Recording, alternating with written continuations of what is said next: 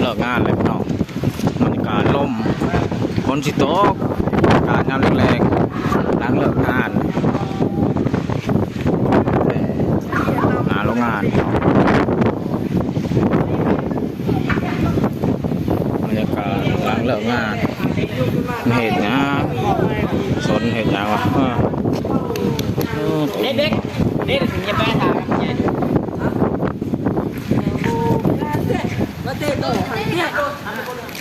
บอกไปแหล่งน้ำครับโรงงานน้องสวัสดีน้ำแรงเด้อน้องเด้อ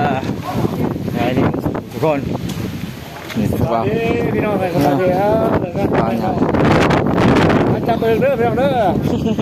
ฝนตกเต็ม ฝนตกเนี่ยโอ้กี่แรกนี่เริ่ม ฝนตกน้องเอ้ยนี่หน้าโรงงาน